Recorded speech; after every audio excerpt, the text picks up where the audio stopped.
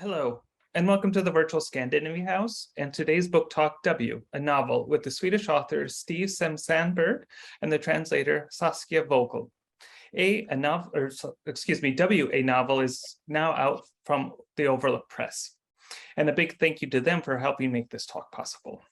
This talk is being recorded and will be made available on our website, scandinaviahouse.org, as well as our YouTube page. Feel free to ask questions in the chat section and we'll get to them towards the end of the program. I'll also put a link to where one can purchase the book in that chat function. Steve Sem-Sandberg novels include The Emperor of Lies, winner of the August Prize, The Chosen One, winner of France's Prix Médicis Étranger, pardon my French, and W, which was awarded the Arvid Janssen Prize. The book has been a bestseller around the world and has been translated in over 30 languages. In 2020, he was elected to the Swedish Academy, the body that chooses the Nobel Prize for Literature. Saskia Napogel is an author and translator. She is the 2021 PENS Translation Prize finalist and Princeton University's Fall 2022 Translator in Residence. Her debut novel, Permission, was published in 5 languages and was awarded the 2021 Berlin Senate grant for non-German language literature for her writing. So please welcome Steve and Saskia. Thank you so much, Kyle. It's a pleasure to be here again with Steve and to have an opportunity to speak more deeply about the book. Let me introduce the novel to you all, and then Steve and I will have a dialogue and we'll open up the floor to questions at the end. So this is W, and I think the jacket copy is really wonderful, so I'm gonna read it out briefly. So W is the astonishing new novel by August Prize-winning author Steve Sem-Sandberg. It's a literary reimagining of one of modern literature's touchstone texts, the play Woyzeck. It was considered the first modern drama and tells the story of a loyal soldier and survivor of the Napoleonic Wars, who in a fit of jealous rage kills the woman he loves. So in 1836, this true story inspired Georg Büchner to write the play, and it was unfinished at Büchner's death when he was just 23. And Steve, what Steve has done is spent a lot of time with W as a character with Büchner's Woyzeck, and created whole new worlds in which we follow him not only from childhood into his descent into being, or a descent, his journey into, or the path that leads him into murder, but also we see him work with an aristocrat, a young nobleman. He's a footman for a young nobleman. He works as a wig maker's apprentice. Steve, you've built out an incredible world around Woyzeck. And one of the things I thought about when I was reading was, just to bring in a bit of a pop culture reference, there was a kind of, if I may, a fan fiction element to this deepening of the story of this canonical figure in modern drama. And I was wondering if you'd talk to us a little bit about how you came to spend so much time with Woyzeck and how he captured your imagination. Well, thank you. Yeah, that's really very apt to call it a piece of fan fiction in many ways, because he's really one of my favorite characters all time. And the play, Georg Büchner's magnificent play, Woyzeck, played on stages all over the world. It's actually one of my favorite plays and probably the one I've seen the most times. It's Georg Büchner, this German writer, he wrote it at the end of his life. As you said, he died at an early age of 23. And this was actually the last piece he finished. But maybe it was not finished at the time of his death. So it's a very open play. So there can be many interpretations of it. And there has been over the years. Only in Sweden, I just counted maybe 7 or 8 or 10, and all over the world you can see many. And I think the 13th staging of this play was the musical by Robert Wilson and Tom Waits, the music by Tom Waits in the Vienna Volkstheater, where it was really put on stage very vividly and with all the music and everything. And walking back from that event in December 2013, I remember it was the 13th of December 2013, I thought that there has to be a reason why I always go to these Woyzeck plays and why I'm so fascinated with this play. And it suddenly dawned on me, maybe it was not this open-ended play so much as the character Woyzeck and the way that the 23-year-old Büchner plays with him or makes him, I mean, so dense and so multi-layered and so complicated and so simple at the same time. I thought now there's been this war in Ukraine, and I remember on some American television channel, I think it was CNN actually, they broadcasted an interview with a Russian soldier who was caught as a prisoner of war by Ukrainians, and he had this kind of just recently woke up kind of expression on his face, and he didn't know where he was. He thought he was just going out on an exercise, and people were shooting at him, and he didn't understand why, because he was told that he was going to liberate people and that people will approach him as a hero.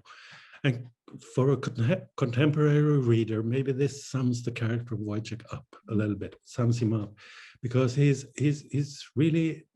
not educated at all. He's very simple. People would say simple-minded. He can hardly write. He can read somewhat, but this is not the thing, the way he interprets the world. But it's through science and fables and religious stuff that he has picked up from all his travels. And he spends 20 years as a soldier, not realizing where he is, what he is doing, and so on. And I really got a very strong sympathy for this character and his inability to really express the feelings he has for other people, but especially for the woman he loves. And he started to love early in his life and then also later, and he finally kills. So it was really a reimagining, not of the play and not of the time or the particular time, space in history, but of him as a character. I wanted to ask you, hearing about the Robert Wilson staging, I was when I work with translations, I need to keep like a small set of images or sort of talismans around me that I can reach for when I get lost in the text. And I was wondering, get lost in the text, or a day that I haven't eaten properly, and then I need to find a way quickly back into the mood of the text. And I was wondering if there was a particular image in the Wilson play or in general that maybe you've that has been like maybe a guiding light or just a reference point, something that you've held in mind when you wrote the book or when you were drafting it? Yeah, there was one particular scene in Büchner's play. More, I don't know if it's in the Robert Wilson production, but anyway, it's in the play, and the Woyzeck character, of course, when he is decommissioned, he's offered up for medical studies for a doctor, and the doctor kind of feeds him peas all the time. This is in Büchner's play, and he has to eat all these peas, green peas, every day, and he has to urinate, and then something comes out that the doctor examines.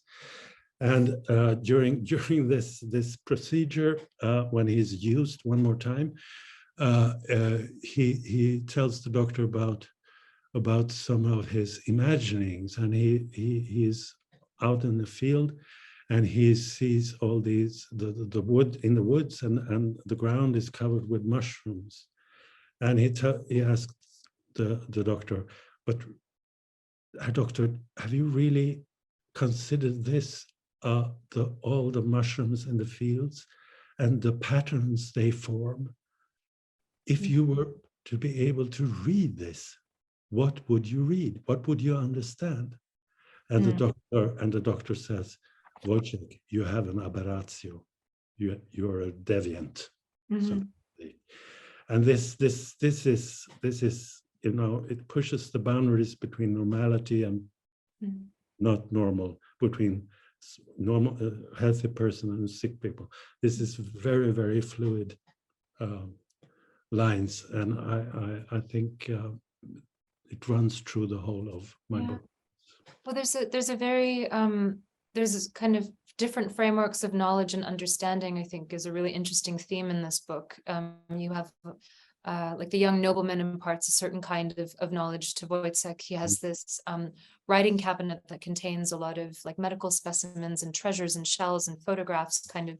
And there's at one point in the book where you write that when W encounters, like gets to actually see inside this writing cabinets, it's as if the world has suddenly developed an interior.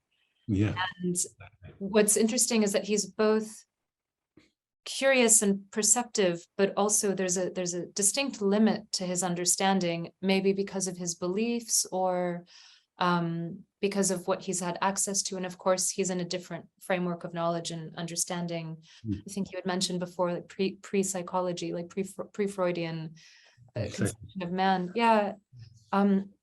What do you think about how do you relate to these kind of themes of knowing and knowledge? And does W's limitations, do his limitations, I don't know, how do you see them in relationship to the murder that he ends up committing, the man that he becomes? I think that one of the main purpose of the book was to really get into his mind, so to speak, or his mindset, or lack of, if you want to put it that way. And what you would see through his eyes would be a world that is much darker than ours, you know. And writing the book, I was always having the feeling that I was treading in his footsteps, almost like you do in a dark chamber, right, or a dark room where there's no light, and you kind of feel your way through different passageways and rooms. You know, you have the ceiling there, you have a door here, and so on. And that was the way it felt to write him into the book. But there's also in the book an exterior, you can say. There is this commissioner, or this judge, or this medical, what would be the right English word for Claros? Oh, you know, I really struggled with that. I think I wrote counselor, but counselor OUCI as opposed to OUSE, which would be more okay, like a school counselor. Okay, I see. But anyway, he wants to examine him because he has committed this murder, and he has to understand if this was done willfully and in full state of mental health, as you would say today, or if Woyzeck is completely insane.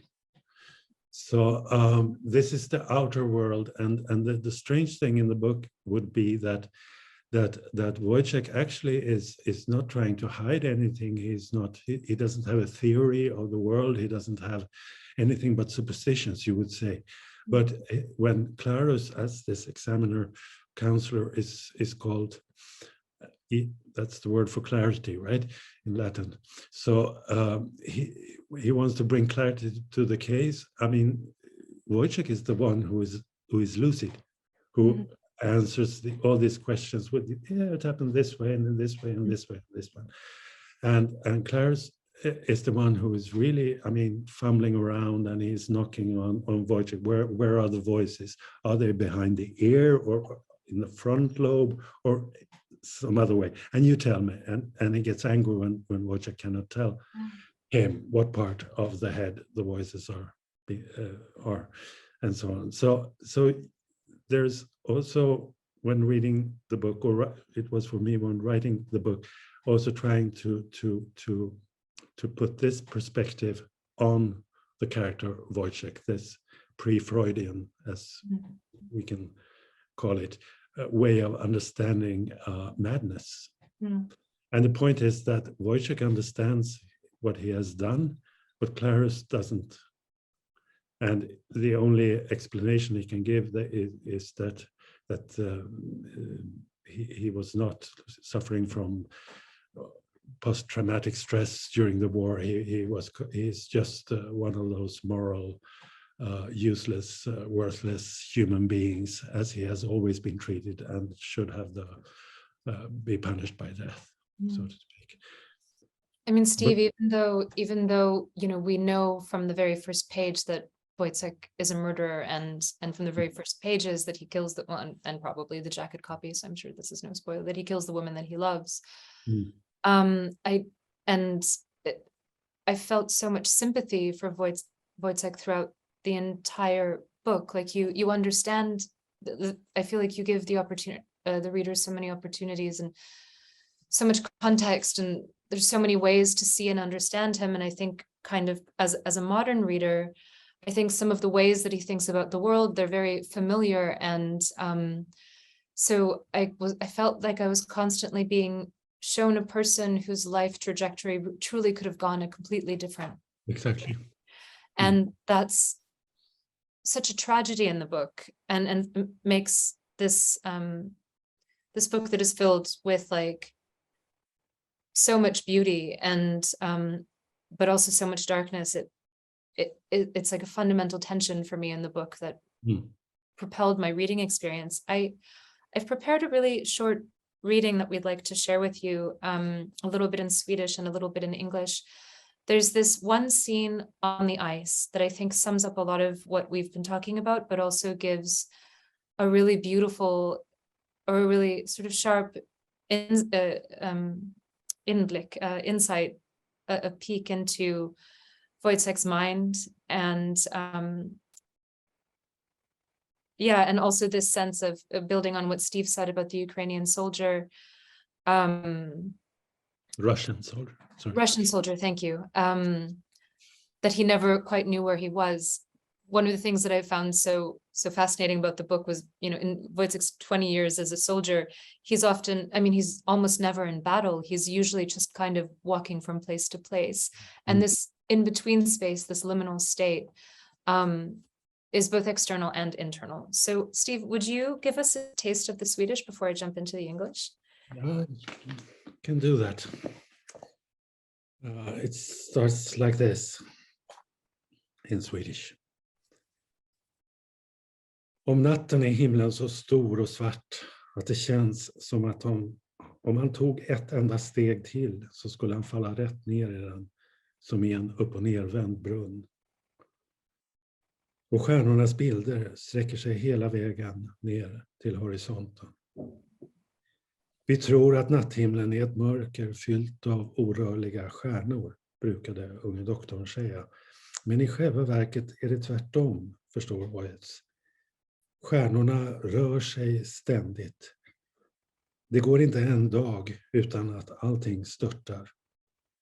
Det spelar ingen roll om man befinner sig ute på Östersjöns isar, eller i en fångcells, eller en sjukstugas avföringsstinkande mörker. Överallt omkring oss är Guds himmel, och den störtar oavbrutet. Thank you so much. All right, here comes the English. At night, the sky is so boundless and dark, it seems it would only take one more step for him to fall right down into it, as into an upside-down well. And the constellations stretch all the way to the horizon. We believe that the night sky is darkness filled with unmoving stars, the young doctor used to say. That was the nobleman I mentioned earlier. But in fact, the opposite is true, as Woyzeck understands. The stars are in constant motion, Not a day passes without their falling. It is the same whether one is on the Baltic Sea ice or in a prison cell or in the fecal stink of a dark cottage hospital. All around us is God's sky, ceaselessly falling. And at this thought, he falls too. Or more rightly put, on the inside he continues to walk, if but with short, clumsy steps that seem to stumble on of their own accord, but in fact he has long since toppled over and is lying motionless in a snowdrift. Venstem tries to lift him up by the armpits. Then someone else comes over and pushes him back into the snow with two strong gloved fists. Shh! Can't you see? The fires. W slumps against the drift that has hampered his fall, and at first he sees nothing but the pitch black night. Then the glove points once more, and then he sees them too, faint but clear. Two flickering fires. They appear to be a few hundred yards apart. Could it be the Russians? Gustafsson wonders. But Venstem is skeptical, finds it incomprehensible that the enemy would reveal himself at such close range. It would require a lot of self-confidence. No, it's the Swedes, he decides. They're eating horse meat. And it is this thought, that others from the retreating army could be so reckless as to sit there feasting on emergency slaughter, that clinches the decision to head for the fires in spite of everything.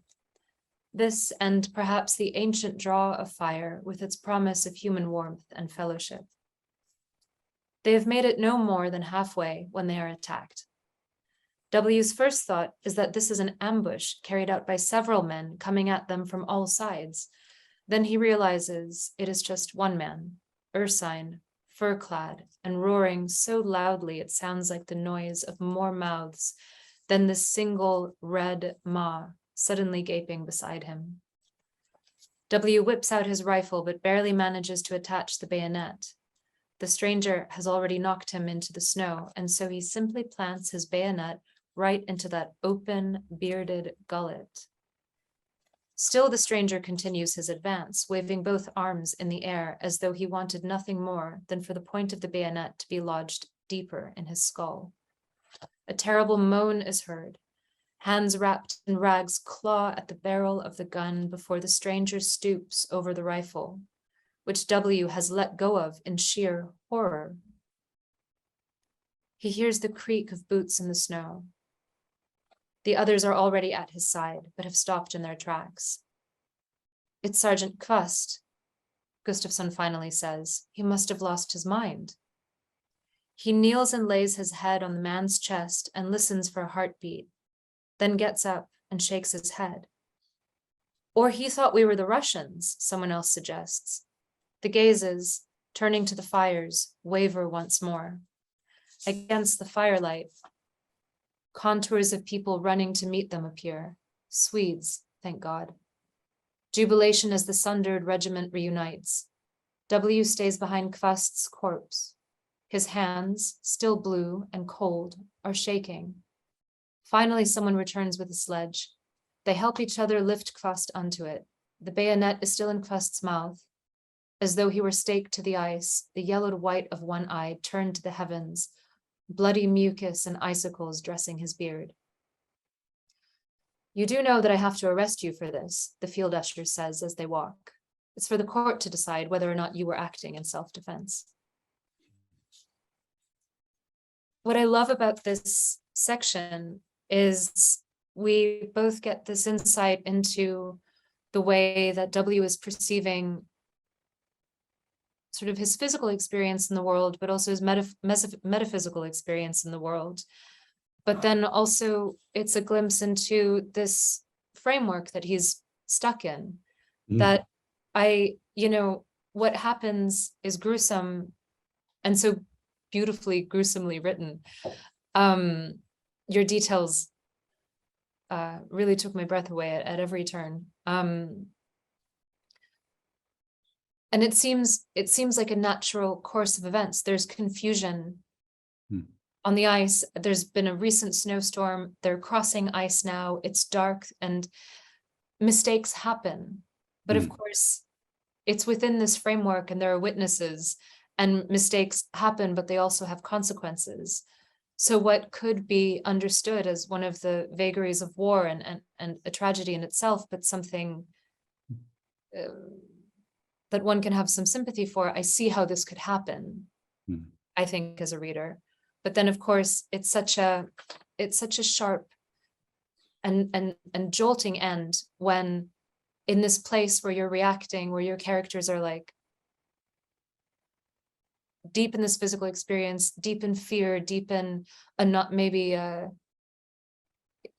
non-rational, maybe more animal place because of the conditions of their existence in that moment.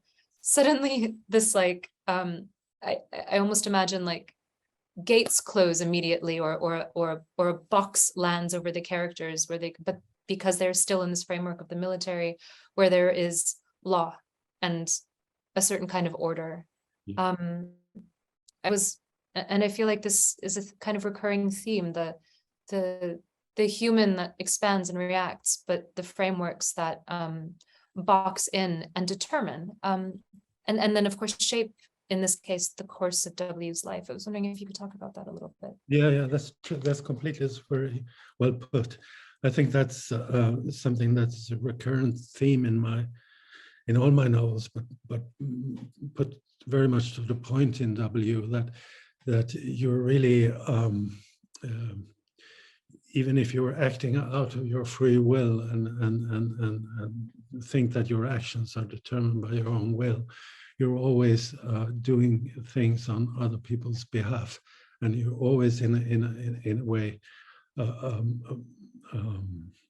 moving in the same way and in the same direction that society forces you to do.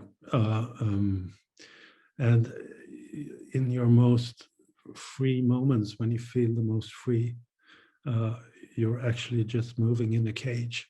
There are several, recurring images of this in the book, and I don't want to overstate this, because this is something that you shouldn't maybe think so much about as a theme or something like that when you read, but rather to feel yourself. So if the reader feels somewhat claustrophobic in this by reading this book, this is intentional. I really wanted this feeling to that really Woyzeck W has in my book, of feeling around, trying to find something that he can hold on to, be it a meaningful career in the military, or be it love, or be it sexual, erotic freedom, or whatever. But he's put in one cage after the other by doing this. And this passage that you read so beautifully and translated so beautifully really puts paradoxically some light on that theme, because here comes his own officer and he kills his own officer. It's really to the point. In a book that is filled with so much darkness, and I don't want to overstate it at the risk of like making people think it's going to be, too heartbreaking a read, but I feel like one of the lines that really jumps out at me is when they're looking at the fires, when you say this, and perhaps the ancient draw of fire with its promise of human warmth and fellowship, there's this longing for the human warmth, intimacy, connection that runs through the book, and that is also so deeply elusive. And to the characters and in the world of this book, those moments of beauty are kind of,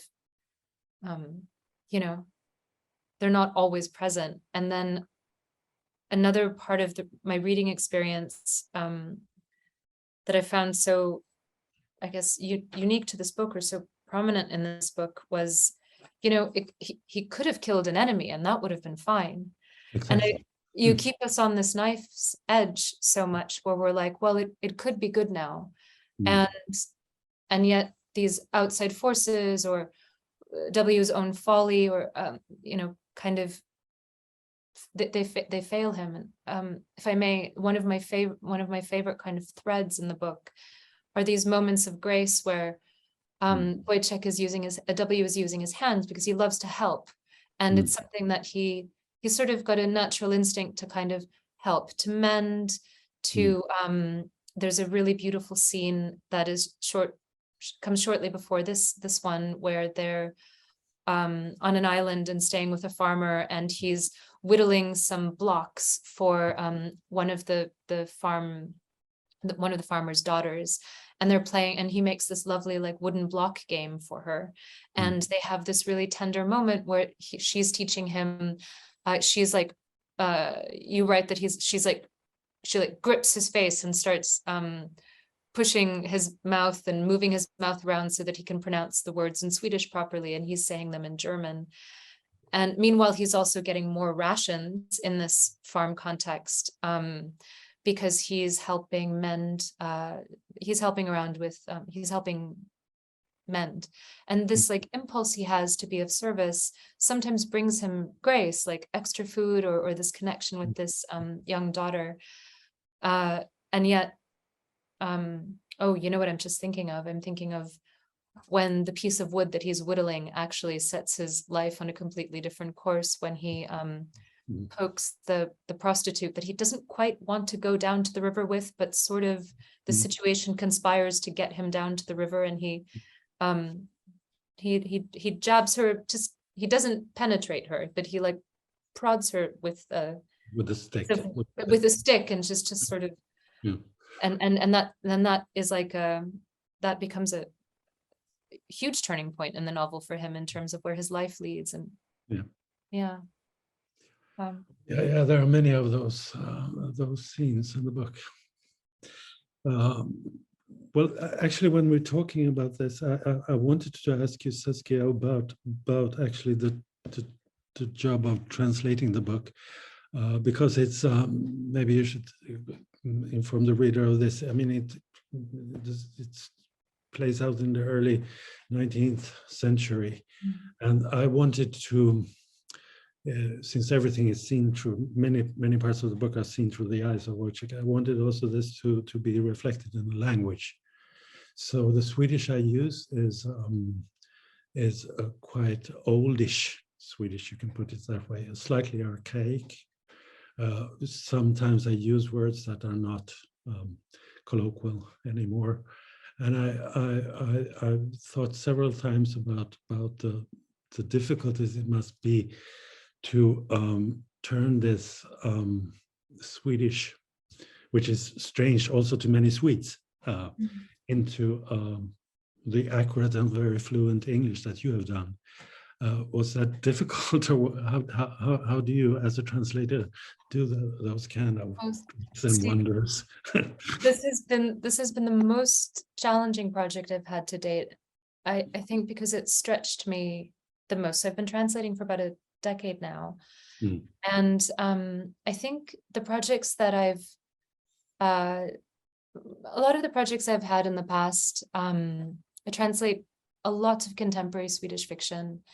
And I was thinking, kind of on the back of a conversation we had previously, I was thinking that I have gravitated towards like texts that I guess have a very spare language, that create a lot of space, that are sort of default towards saying much less rather than and giving a lot of space for the reader to fill things in. And by this, I think I just mean that Swedish, I've noticed, coming from an English perspective, is a language that has the possibility of holding so much silence, and where the reader is also very comfortable having space to allow the world of the novel to build around it because of your reading and what you're bringing to the text, which I would say is absolutely a feature of your novel, even though your prose style is very different to the kind of prose style that I think of when I think about the kind of text I usually translate. The shortest answer to your question is, with your novel, I started to feel that music is the answer to everything. You know? That's that, true. yeah, that like if I wasn't so, I mean, this doesn't come up so much in your novel, but I think about sort of archaic Swedish and also that you can see it on the page because of differences in spelling, for example, like spelling conventions were different. And so there's also kind of just a visual pleasure when you read an older text in Swedish. But when I look at, I recently read a memoir of a doctor written in the 1800s, not recently, but kind of like in the last year or so. And I was noticing that, sure, there are certain turns of phrase that are maybe particular to the 1800s, but what I noticed most about English in the 1800s was there's just a different kind of cadence. And so I think, aside from paying very close attention, not just to the words as a whole, but also parts of a words, how they're built up, and using kind of roots of words as a guiding light. I felt like the music, I leaned a lot on the music of your text and on the music of English to kind of bring about that.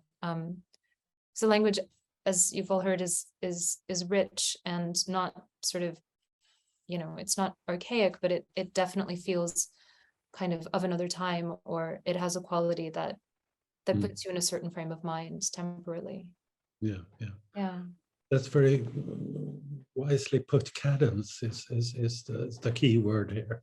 Follow the music, the rhythm, and the tonality of the text is more maybe more important than translating the word in a similar archaic way or something like that, which almost never works.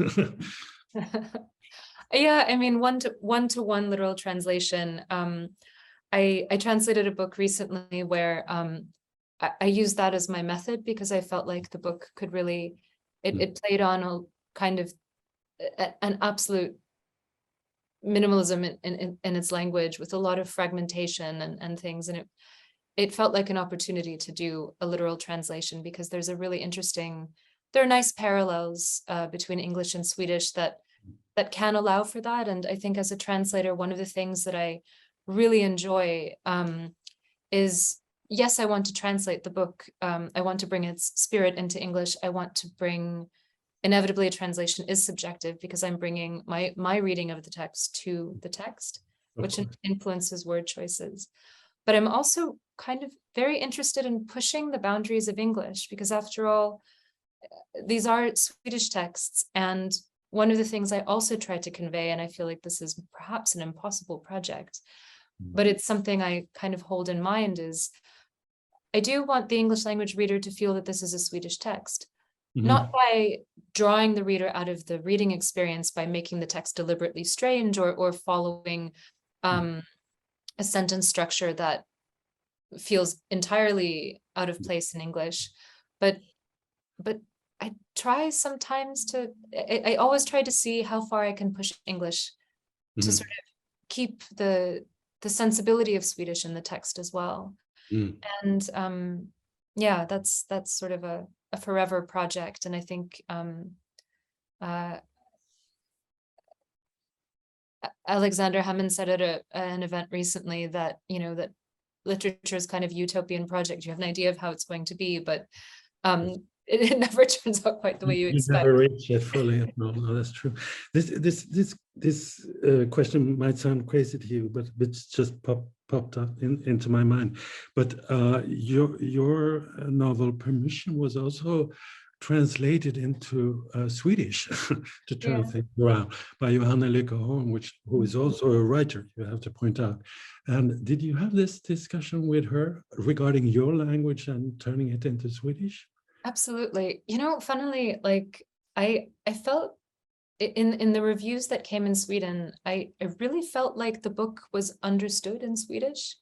Like somehow I felt like the translation of my book into Swedish, I felt like it kind of, they really understood it. And I think there's something maybe about it's a book set in an environment similar to where I grew up, which is, it's very landscape rooted. so it's this cliff-based landscape, but also Los Angeles, which is such a mythologized place. And I felt like there was something about, I guess, both my distance to home, but also reading about Los Angeles from a foreign country. I felt like there was like a deeper understanding there. This is not the answer to your question.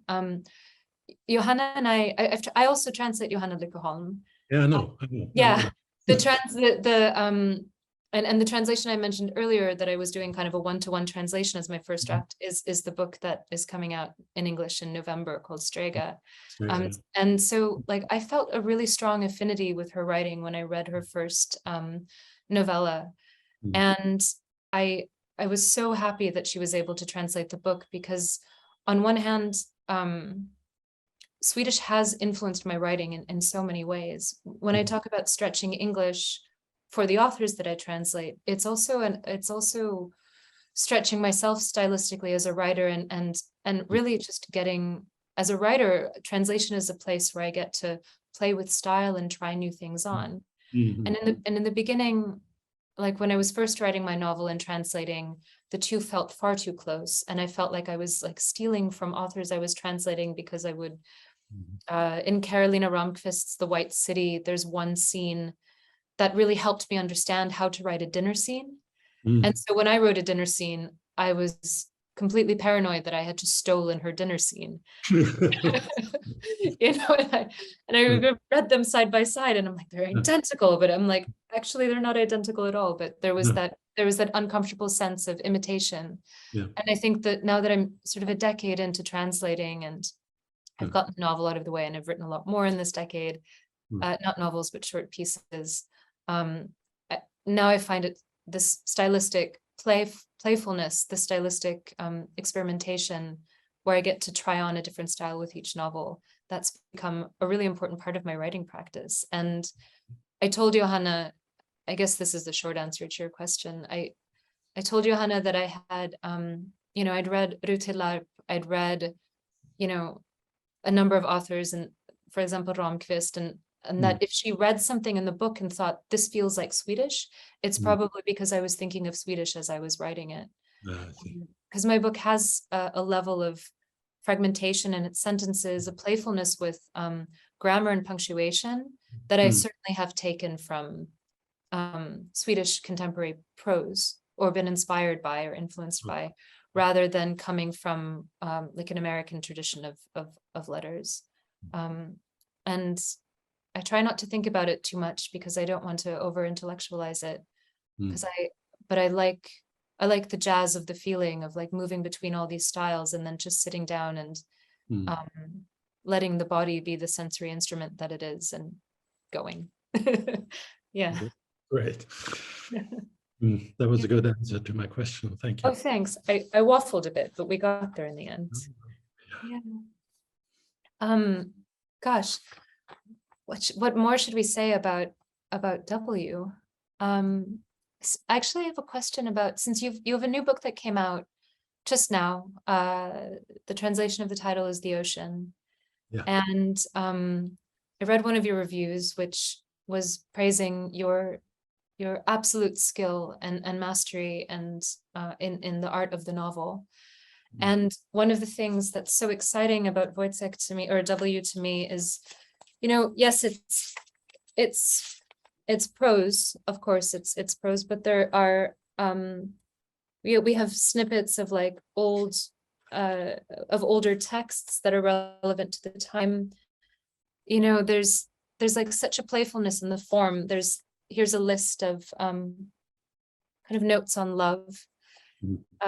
And I was wondering how the structure or how the formal aspects of the novel came to you, because it feels like you, for such a, you know, it's a heavy book, but I feel like you probably had a lot of fun writing it and putting it together. Fun is such a weird word, but like there's a sense of playfulness to it that I really admire. Yeah, I was. There's a lot more playfulness involved than you would imagine, really. I wrote the book when I was living in Vienna, as I said before, and I, I thought mostly that I shared the bed with Woyzeck. He was lying by my left side, and I was lying on the right side of the bed, and he would say things to me. I mean, he would kind of murmur, and there were times when he got quite agitated and so on. And just not to think that I'm completely mad, I also went to the gym just to move about a little bit 3 times a week, and he kind of followed me on the Viennese subway. And he was I was standing and holding, a crowded subway, and you stand and hold yourself upright on a stick, and he would stay on the other side. And actually, these that you showed on the to the screen now, the 10 points on the theme of love, he kind of whispered or murmured or shouted to me between 5 subway stations in Vienna. Oh my gosh. So I had to write them down very quick, exiting the train, sitting down and writing, love is, love is, love is, love is, love is. And actually, I think, living alone, quite enclosed by your own book, having only your imagination and your will for something to be expressed as company, such things come to pass, and that's great. So there was not a conscious, thinking of structures. Now I want to put this in. Now I should give the reader some breathing space and put this in instead. But it came out in one just flow. But it was different all the times, and in the book it's kind of mixed up. I think about kind of madness or a mind unraveling quite a lot, because kind of, as you say, in writing, but also in translation, sometimes you get followed around by your book, or the world conspires to constantly be sending you missives from the space where the book lives, that you're just drawing it, that it's drawing it down from. And I really relate to that, because of course, I think what you just described about writing the book and the presence of Woyzeck, of course, in the book he has like an unraveling, and there's like the question of madness runs throughout. But I felt always so sympathetic towards this. I didn't feel judgmental towards this madness, or like it was a threat. I kind of understood it, perhaps from a translator and writer's perspective, of there are these points of unraveling that are really hard to navigate if you don't have maybe a through line. And for us writers and translators, that through line is, I guess, the writing and the translating, or it might be the painter and the painting. But Woyzeck, your W,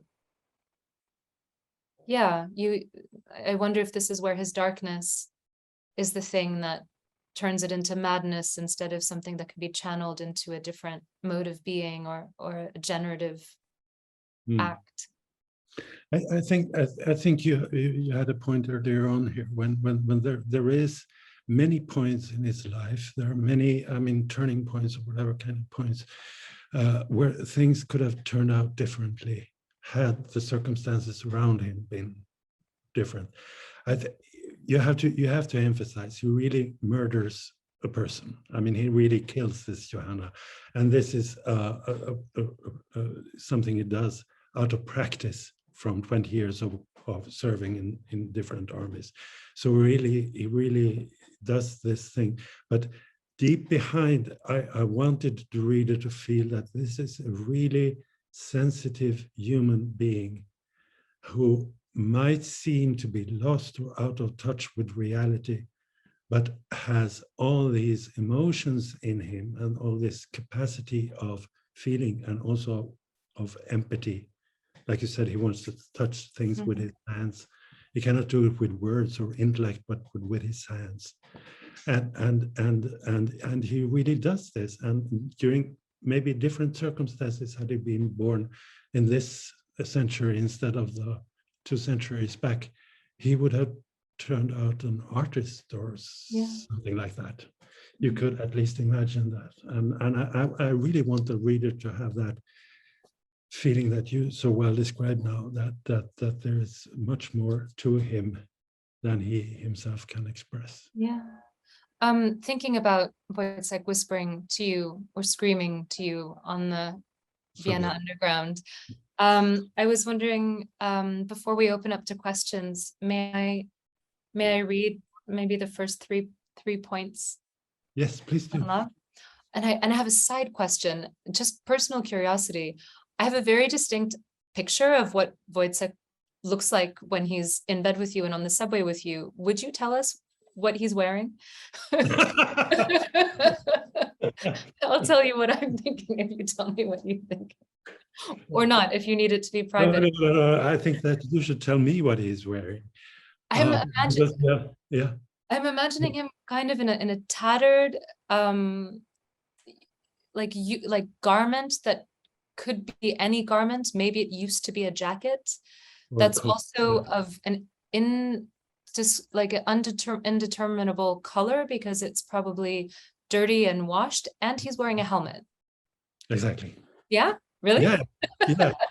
But the thing, I think of it more like a coat than a jacket. Right? And grayish brown quality, very tattered and frayed at the arms. And the cap he actually has in the book. He put on in the book, so maybe it's from there. But everything is wrong in it. He's kind of found things that he is picked up from different places and uses, so to speak. I think there's a word I got to use in this text. I'm pretty sure tatterdemalion. Tattara, I think. And so I was able to find tatterdemalion, which is like definitely an archaic English word, but it's one that I think about a lot. Anyway, let's get to love.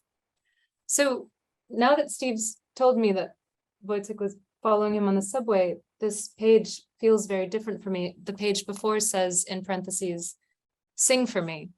Yeah, or sing to me. Or sing for me. Yeah. 1, love is a child. It walks barefoot or wears white socks. It knows nothing of thresholds or walls and only of windows through which the beloved can enter. 2, love has a laugh that begins in the eyes but ends in the belly. It understands nothing, only that its beloved is coming. The beloved's certain departure cannot love comprehend. Love cannot comprehend that anyone must depart. Yes, and like love, this event will also, I guess this conversation will find its end. Yes. Thank you so much, Saskia and Steve, for this wonderful conversation. The link to where you can purchase the book is in the chat function, or visit your local independent bookstore. I'm sure they can order it for you as well.